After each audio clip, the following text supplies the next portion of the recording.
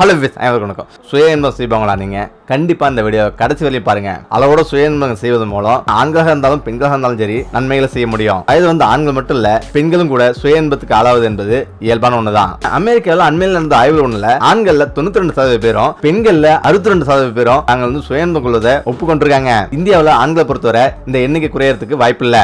ஆனா இந்தியாவில் பெண்கள் ஒப்பிடுகையில அமெரிக்கா விட குறைவுதான். முக்கியமா பாத்தீங்கன்னா சுய இன்பம் என்பதை பல்வேறு டுபாக்கூர் மருத்துவர்களும் மத தலைவர்களும் பாவம் என்ற ஒரு உருவாக்கி வச்சிருக்காங்க. மேலும் சுயன்பம் கொள்றதால ஆண்களுக்கு ஆண்மை குறைவும் பெண்களுக்கு குழந்தை பாக்கியம் கிடைக்காது அப்படின்னு பல்வேறு கருத்தும் உண்டு. ஆனா இது எல்லாமே உண்மை இல்ல. சுயன்பம் செய்யறதால ஆண்மை குறை ஏற்படும் அப்படின்றது தற்போது வரை அறிவியல் பூர்வமா நிரூபிக்கப்படாத ஒண்ணு. நிரூபிக்கப்படவே இல்ல. இதே போல பெண்களுக்கும் கர்ப்பம் அடைவதில் பிரச்சனை ஏற்படும் என்பதை யாராலுமே நிரூபிக்க முடியல. எதையுமே அளவோட செஞ்சா உடலுக்கு எந்த பாதிப்பும் இல்லை அப்படின்னு எடுத்துக்கொள்ளலாம். தவறான கருத்து பல இருந்தாலும் ஆனா நன்மைகளை பட்டியலிடலாம். ஒண்ணு, இதயத்துல நல்லது. அதாவது சுயன்பம் மூலமா ஆண்களா இருந்தாலும் சரி பெண்களா இருந்தாலும் சரி அவர்களின் இதயத்துக்கு பல்வேறு நன்மைகளை அவங்க அறியாமையே வந்தடையுது. சுய இன்பத்தில் ஈடுபடும் சமயத்துல நமது உடல்ல ரத்த ஓட்டம் அதிகமாகுது. அந்த சமயத்துல நமது இதய துடிப்பு சீராகி இதயத்துக்கு ஆரோக்கியம் அளிக்குது. அதாவது சுய இன்பம் அனுபவிக்கிறது என்றது ஒரு உடற்பயிற்சியை போல நமது உடலுக்கு நன்மை செய்து நமது உடலுக்கு உதவுது. இரவுல நன்றாக தூங்கலாம், நன்றாக உறங்க முடியும். இரவுல தூக்கம் வராம தவிப்பவங்க செக்ஸுக்கு பிறகு நன்றாக தூங்குவாங்க, நல்ல தூக்கத்தை பெற முடியும். அதே போல சுய இன்பத்துக்கு பிறகு ஆண்களா இருந்தாலும் சரி பெண்களா இருந்தாலும் சரி நல்லா தூங்க முடியும், நல்லா தூக்கம் வரும். அதாவது உடலோடு தொடர்ந்து உச்சகட்டத்தை பெறும்.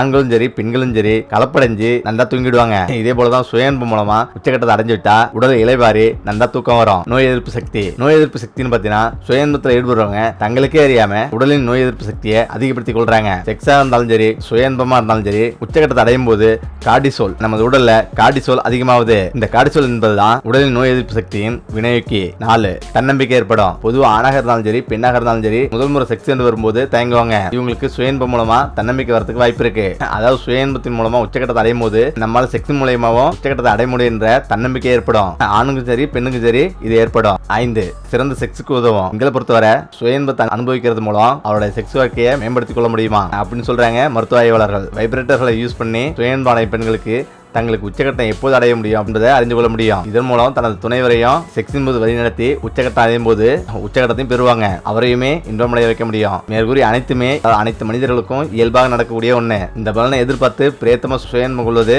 மிகவும் தவறு, சரியான பழக்கம் அல்ல. உங்களுக்கு சுயன்பம் பழக்கம் இருக்கும் பட்சத்துல இதனை பார்த்து தெளிவு கொள்ளலாம். அதே நேரம் சுயன்பம் உடல்நலத்துக்கு எதிரானது அப்படின்னு காலங்காலமாவே மக்கள் மனதில் ஆழமா விதைக்கப்பட்டிருக்கு. சுயன்பம் என்பது மனிதர்களுடைய இயல்பானது ஒண்ணுனாலும் மன அழுத்தத்தை அது குறைக்க உதவுது அப்படின்னு சொன்னாலும் நவீன அறிவியல் கூறினாலும் சுய இன்ப பழக்கம் மூலமா மன அழுத்தத்துக்கு உள்ளாகும் நபர்களும் கணிசமா இருக்காங்க. சில பேர் மூடப்பழக்கமாகவும் சில வார்த்தைகள் கூறுறாங்க. சுய இன்ப பழக்கம் உடல்ல பல்வேறு பாதிப்பு ஏற்படுது அப்படின்னு சில பேர் கூறுறாங்க. நம்பர் ஒருத்தர் பேசிட்டு இருக்காரு, அப்பதான் மருத்துவர் அங்க வர்றாரு. சுய இன்பம் கொள்வது உடல் நலத்துக்கு தீங்கு விளைவிக்குமா அப்படின்னு கேட்டா நிச்சயமா இல்லைங்கிறாரு குழந்தை பிறப்பு மற்றும் பாலியல் ஆரோக்கியம் குறித்த ஆலோசகர் ஜெயசிஸ் ஜோதிஸ்வரன். மன அழுத்தத்தை குறைக்குது, தூக்கம் வருது அப்படின்றது சுய இன்பத்தோட நன்மைகளா பார்க்கப்படுது. பெண்கள் மாதவிடாயின் போது பெண்களோட மாதவிடாய் நாட்களின் போது சுய இன்பம் மூலமோ உடலுறவு மூலமோ இன்பம் பெறுவது என்பது அவளுடைய வலியை குறைக்கும் அப்படின்னு சொல்றாரு. எனினும் உதரப்போக்கு அதாவது ரத்தப்போக்கு இருக்குன்றதால காண்டம் அணிந்து கொள்றது நல்லது அப்படின்றாரு இவரு. அதே நேரம் இல்லாத பட்சத்துல பெண்ணுறுப்புக்கு பதிலா கிளிட்டோரிஸ் மூலமா சுயன்பம் கொள்வது நல்லதுன்னு சொல்றாரு. பாதுகாப்பானதா இருக்கும் சொல்றாரு. இது எல்லாத்தையும் விட முக்கியமான ஒரு விஷயம்,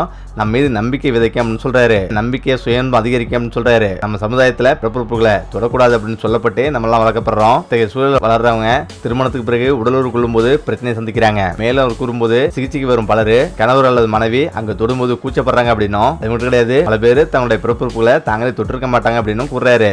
சூழல்ல சுயன்பம் என்பது நம்முடைய உடல் தொடர்பான நம்பிக்கை அதிகரிக்கும், நிர்வாணம் தொடர்பான கூச்சத்தை அது போக்கும்னு சொல்றாரு. உடல் பாகம் இப்படிதான் இருக்குன்ற தெளிவை நமக்கு ஏற்படுத்துதுன்னு சொல்றாரு. மேலும் அதிக முடி கொட்டுறது, கண்பருவம் மங்குவது, உடல் சோர்வு போன்றவற்றுக்கும் சுயன்ப பழக்கத்துக்கும் எந்த ஒரு காரணமும் இல்ல, எந்த ஒரு தொடர்பும் இல்ல அப்படின்னு தெரிவிக்கிறாரு. நம்ம நீண்ட தூரம் நடந்தா எப்படி சோர்வா உணர்றோமோ அதே போல தொடர்ச்சியா நம்ம சுயன்பத்தில் ஈடுபட்டா உடல் சோர்வாகும் அப்படின்னு தெரிவிக்கிறாரு. அதே நேரம் அதீத ஊட்டச்சத்து குறைபாடு உள்ளவங்களுக்கு சுயன்பம் கொள்றதால சுயன்ப பழக்கம் வலியை ஏற்படுத்தும் சொல்றாரு. எனவேதான் சத்தான உணவுகளை எடுத்துக்கொள்ளணும் அப்படின்னு மேலும் அவர் தெரிவிக்கிறாரு. மேலும் ஆண்கள் சுயன்பம் செஞ்சா ஆண்களுக்கு விந்தணு குறைஞ்சு ஆண்மை குறைவு ஏற்படும் கூறப்படுறது உண்மை அப்படின்னு கேட்கும்போது அதுக்கு வாய்ப்பே இல்லை அப்படின்னு கூறுறாரு. 2 நாளைக்கு ஒரு முறை விந்த வெளியேற்றுவது விந்தோட தரத்தை மேம்படுத்தும் அப்படின்னும் விந்து நீண்ட நாட்களாக உடல்லேயே தங்கியிருந்தா டிஎன்ஏ பாதிப்பு அதை ஏற்படுத்தும் அப்படின்னும் டிஎன்ஏ பாதிப்புக்குள்ளாக சூழல் அது இருக்கும் அப்படின்னும் அவர் தெரிவிக்கிறாரு. எனவேதான் சுயன்ப பழக்கம் உடலுக்கு நல்லது செய்யுமே தவிர தீமை செய்யவே செய்யாது அப்படின்னு தெரிவிக்கிறாரு.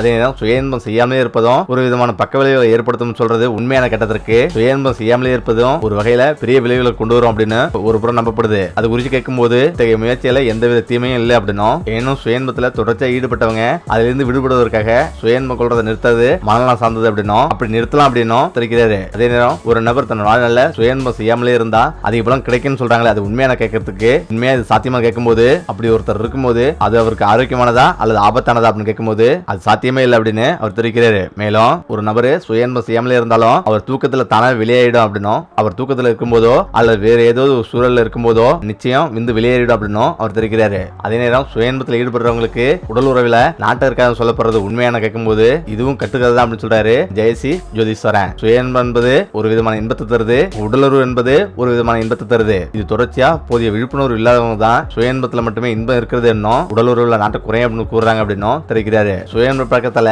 உடல் ரீதியா பெரிய பாதிப்பில்லாத நிலையில மனதளவுல இது பெரிய தாக்கத்தை ஏற்படுத்துது அப்படின்னு ஜெயசி ஜோதிஸ்வரன் கருத்தை மனநல மருத்துவர் டி.வி. அசோகனும் ஏற்றுக்கொள்றாரு. 17 வயதை எட்டும்போது ஆண்களுக்கும் பெண்களுக்கும் உடல் ரீதியா பல்வேறு மாற்றங்கள் ஏற்படுது. இப்போதுதான் பாலியல் தொடர்பா தங்களது கேட்டது அறிந்தது தொடர்பா பரிசோதிக்கும் முயற்சியில ஈடுபடுறாங்க அப்படின்னு தெரிவிக்கிறாரு. 17 வயதை எட்டிய ஆண்களா இருந்தாலும் சரி பெண்களா இருந்தாலும் சுய இன்பத்தில் ஈடுபடணும் இயல்பானதுதான். அந்த காலகட்டத்தில் இதெல்லாம் வெளிப்படையா பேச முடியாத சூழல் இருந்தது. தற்போது தலைமுறையில இதெல்லாம் ஓரளவு விழிப்புணர்வு ஏற்பட்டிருக்கு அப்படின்னு தெரிவிக்கிறாரு. அதே நேரம் சுய இன்பம் மன அழுத்தத்தை ஏற்படுத்துமா, சுய இன்பம் தவறானது அப்படின்னு நமக்கு இயல்பாக கற்பிக்கப்படுறதால இந்த பழக்கத்தில் ஈடுபடுறவங்களுக்கு இது தவறுன்னு அவங்களே நினைச்சிட்டு இது ஒரு சிலருக்கு மன அழுத்தத்தை தரலாம். அதே நேரத்தில் தற்போதும் சுய இன்பம் தொடர்பா பல்வேறு தவறான தகவல் உலாவுது அப்படின்னு தெரிவிக்கிறாரு. சுய இன்பம் செய்யறதால இது சோர்வு ஏற்படும்ன்றது உண்மைதான், ஆனா ஆண்மை இழந்து விடும் என்பதெல்லாம் கட்டுக்கதை தாங்கிறாரு இவரு. சுய இன்பம் தொடர்பா பல்வேறு கட்டுக்கதை உலாவ முக்கிய காரணம் நவீன மருத்துவம் பண்ணிட்டவங்க இது தொடர்பா வெளிப்படையா பேசாததான் காரணம்ங்கிறாரு அவரு. இதனாலதான் யாரு வேணாலும் கருத்து சொல்லலான்ற நிலை ஏற்பட்டிருக்கணும். பாலியல் கல்வி அவசியம் அப்படின்னும், சுய இன்பம் தொடர்பா பல்வேறு விஷயங்களை தெரிஞ்சுக்கலாம்,